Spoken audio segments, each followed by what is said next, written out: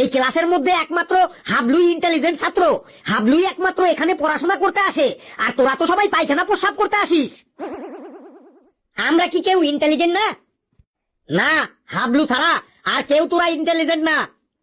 ঠিক আছে স্যার, হাবলু যখন এত ইন্টেলিজেন্ট, তাহলে হাবলুকে আমরা এবার প্রশ্ন করে দেখি হাবলু কেমন অ্যান্সার দিতে পারে। যদি ও আমাদের প্রশ্নের সব ঠিকঠাক অ্যান্সার দিতে পারে, তাহলেই বুঝবো হাবলু আমাদের থেকে ইন্টেলিজেন্ট।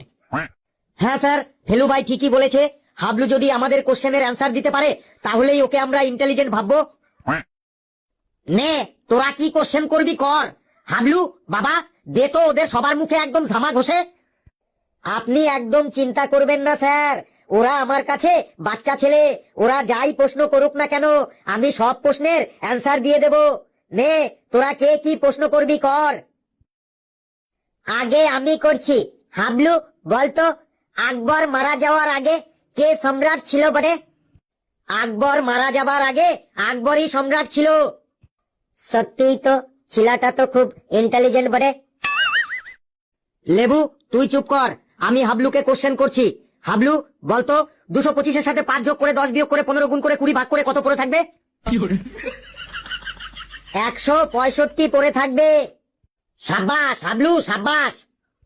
নে, এবার বলতো, 5400-কে 12 দিয়ে ভাগ করে 13 দিয়ে গুণ করে 14 দিয়ে বিয়োগ করে 15 যোগ করলে কত হবে?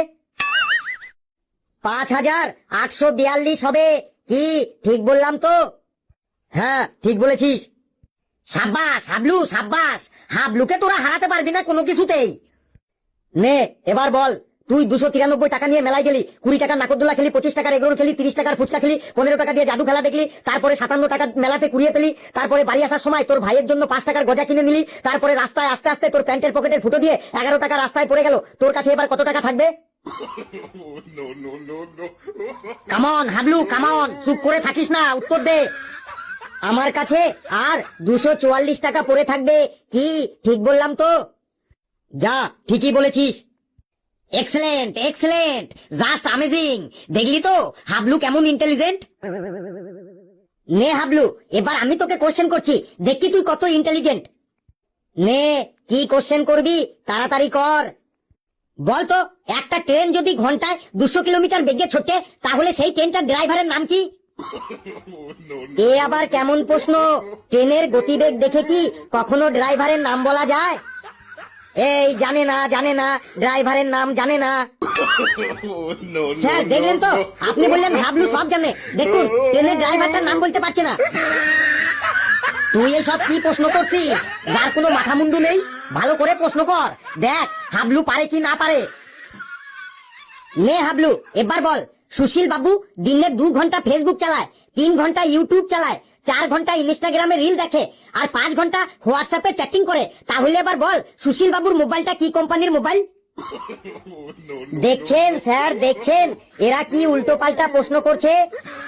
কি আবার উল্টো পাল্টা প্রশ্ন করলাম? তুই জানিস না সেটা বল।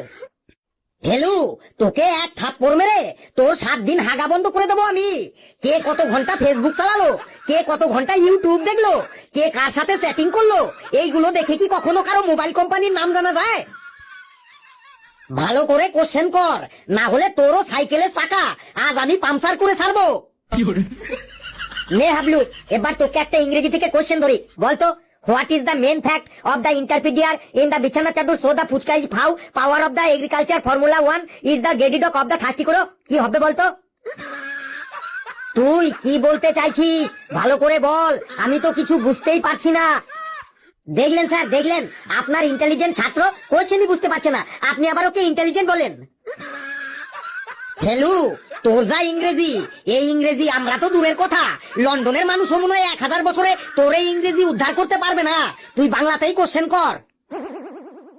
নে হাবলু, স্যার যখন বলছে তোকে বাংলাতেই প্রশ্ন করছি, এটাই লাস্ট প্রশ্ন, তুই বাংলাতে বানান কর তো।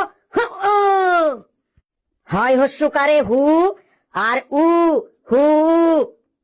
আরে তোকে আমি হু বানান করতে বলিনি, বানান করতে বলেছি হু। হু ও, হু ও।